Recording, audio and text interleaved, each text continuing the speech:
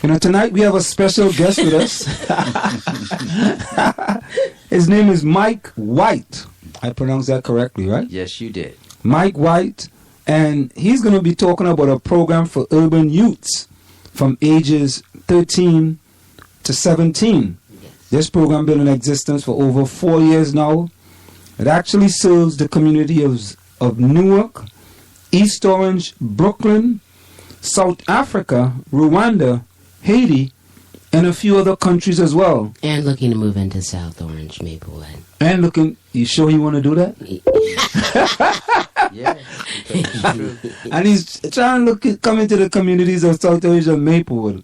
Well, we're going to be talking glorious community, yes. We're going to be talking about that tonight, yes, because when you talk about South Orange and Maplewood, you talk about diversity all the time, right? Yes, right. Yeah, and the trees, of course. We always throw that word out, man. Diversity. But we're gonna be. Mr. Mike White is gonna be with us all night tonight, and he's gonna be giving us information about this program. Anytime I hear a program for urban youths, I'm actually enthusiastic and interested. Yeah, enthusiastic. Yeah, I'm always enthusiastic and interested. In such a program. Okay. So, yes. We're going to get to that. Let's get to some local news. There's lots of education news for whatever that's worth.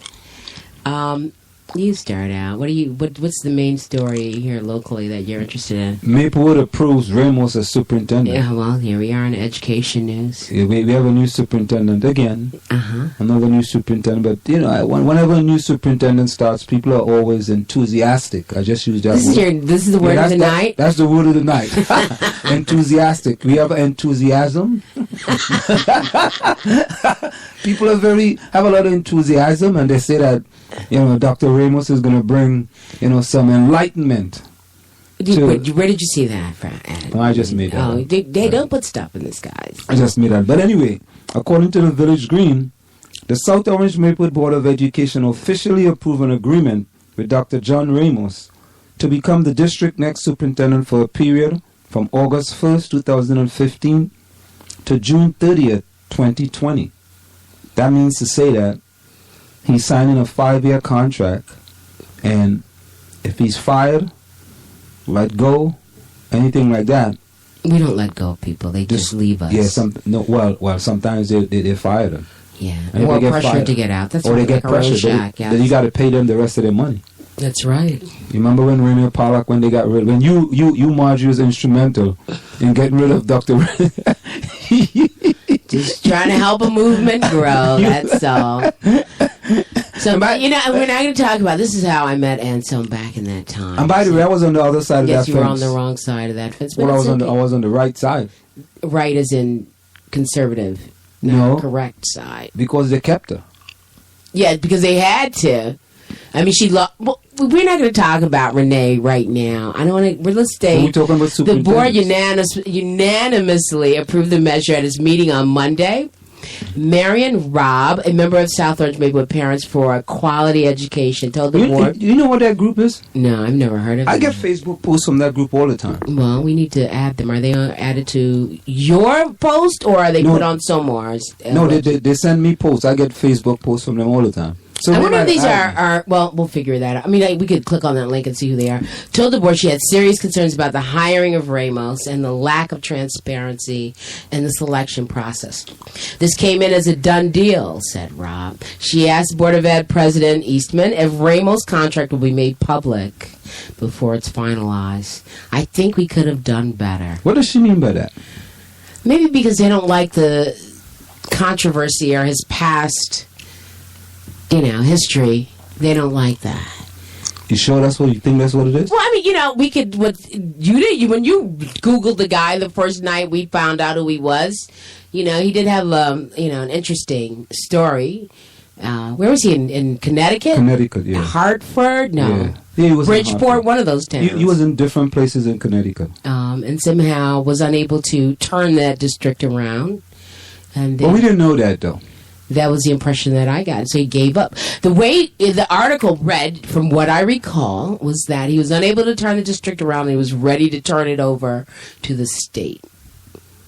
and they didn't really want that because I guess they felt they couldn't get anything done. Yeah. In this situation, I'm using the word opportunity.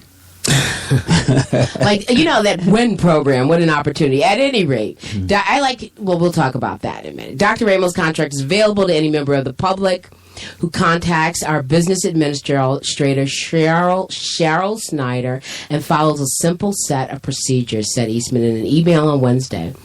As a result of the superintendent's salary cap that's now in effect in New Jersey, Ramos is getting significantly a lower salary for us than he received as a superintendent in Connecticut. So he's coming in at a lower pay. So I guess he's really here to help us. No, well, he's coming in at the pay that the maximum pay that the state say you can pay, which is $177,500. Yes, but it's lower than he received as a superintendent. Yeah, well, they can't pay him any higher than. Yes, but we could say, listen, I'm not taking that job. I made more in Connecticut. Yeah, he didn't have another job. We are happy to be having Dr. Ramos come to South Orange Maplewood in August for many reasons. One of them is that he's shown his dedication from the beginning by being ready and willing to work for less than he received in the past. What do you think of that? So if I take a job for $30,000, that means I'm just here because I'm ready and willing, and I have a mission or a purpose or. Well, I mean, I can't get into his head to figure out what he's thinking, but if that's what he said, we got to believe him. I think this guy's going to do good in this community. Oh, Anselm. Anselm's going to be bashing this guy in about, I could see, November 1st. Something is going to bother you. But I got to give him the opportunity first. Okay. Before I bash him like these other people. They just come on and do this. They're kind of clueless about what his track record is, and they want to bash him. I think it might have something to do with the last name as well. Oh, come on, really? Well, really, you really feel that way? Yeah. Did you see what happened at the Board of Education the other night? I saw the Board of Education took way too long. I had to leave it. That made me angry. But weren't you there the night when that other coach, when they had problems with that other coach? Yes. With the bullying? Yes. And all the parents were complaining? Right. And he kept his job? Yeah. And then this other young man, a black man, he's a coach of the lacrosse team. And what they said he does was nowhere close to being as egregious as what the baseball coach did. And the baseball coach kept his job. And that young man was fired without due process. Sad. That's why we have OCR here in South Orange and Maplewood School District. Oh, you think the OCR is going to recognize disputes, labor disputes, as far as... That's not a labor dispute. How do you figure that? You remember that? Remember when we talk about teaching tolerance? Remember that? I'm listening, Greg. I'm trying to and they look at talked where this is about going. Institutional racism. And we believe this is a case of institutional racism. Well, I'm not saying it is, but if there's one cap that fit one other person and a different cap that fit another person, if you give one coach due process, how come you don't give the other coach the same due process? I don't know. Okay. So what's the next news story? I mean, I don't know. I listen. What's the next news story?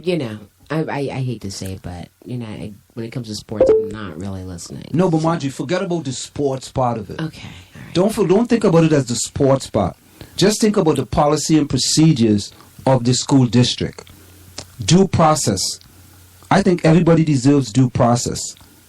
Due process means to say that if the board is going to make a decision, at least they're going to get information. They're going to get information from witnesses, eyewitnesses who was there. Mm-hmm. They're going to get information from players on the team, just as they did for the baseball coach. And in this situation, they did not do that. They did not. Because I spoke, as a matter of fact, it's funny. The coach went to school with my son, Columbia High School. He says, you Malcolm's dad.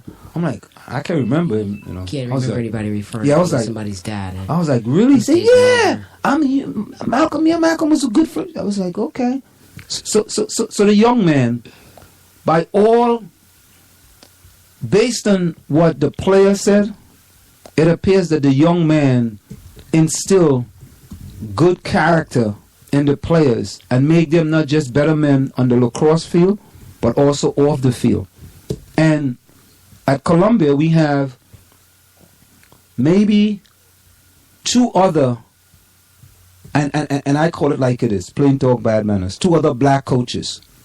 That's Lisa Morgan, right? The basketball coach is also a black coach, and the cross-country coach. Oh, and the girls basketball team, Joanna Wright's daughter. Mm-hmm. She's the coach of the basketball team. But other than that, there is no others. And I think all the people are asking for is due process. And due process wasn't given to this young man. But anyway, yes, you have this young lady who's running for the Mayport Township Committee. Nancy Adams. Uh-huh. And she said, I'll take a fresh, independent look at the post office plans. The U.S. Post Office has a long 50-year lease for the land on which they built the building that stands today. Over the last 15 years, volunteers, activists, and the township try to get the post office to open a satellite post office in the village and move its distribution operation to the industrial section of Mayport or to Springfield Avenue to no avail. The full postal operation in the village took up precious parking spaces and tied up traffic. I'm glad that these operations are no longer at this location. And I must tell you, do you see all the signs that's popping up all over? Yes, I see them. That's Fred Profeta. That's Fred And Profeta. when Fred Profeta gets on board, things happen. And she said, in sum, I'm supportive of good mixed-use residential development that benefits Mayport and believes that closing the full post office operation is good for the town. But I can't support or oppose plans that I haven't seen. Oh my God, I like the way these people double speak, man. All these cell phones going off. Yeah. But I can't support or oppose plans that I haven't seen and the details of which I don't know. What I can do is pledge to residents that I'll take a fresh and independent look at all of the plans and make a decision that I believe is right for our town's long-term future. That's Nancy Adams. Friend of mine's giving us double speak. Double speak. Plain talk, bad manners. I tell you that. Mayport sewer fees to increase by $9 per household. I haven't paid those in a long time. Yeah, we're gonna pay more. We always pay more in this community, right? Yeah. And then Adams spurs Mayport TC to draft resolution opposing New Jersey Transit increases. So she's already working. After Township candidate Nancy Adams appealed to the Township Committee on Tuesday, April 21st, asking them to formally oppose the proposed New Jersey Transit rate increase, TC members agreed to draft the resolution. While speaking to the TC during the public comments, Adams noted that the New Jersey Transit proposal also decreases services to some areas while increasing fees. So what else is new? What about, I'm looking at this article, Ackerson. So Ackerson is the other person that is running for village president. Is that the name? No. From South Orange? Yeah. No, it's not Ackerson. It's not Tyler. You sure? No, I don't think it's Ackerson. I'll tell you who it is.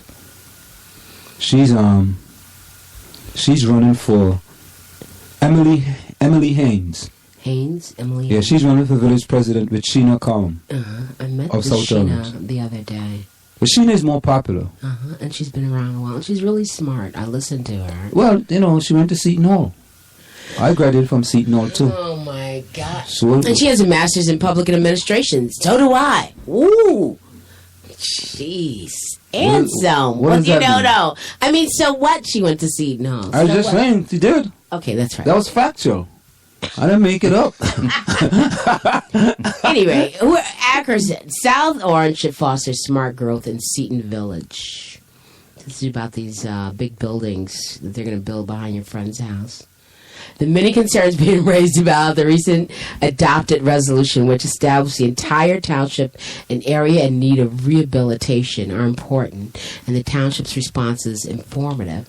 Residents are right to be concerned, and the township should do what is necessary to address those concerns. Under this new resolution, any new development proposal is reviewed in relationship the master plan and all additional controls are meant to extend control beyond existing zoning. Therefore, in order for this resolution to be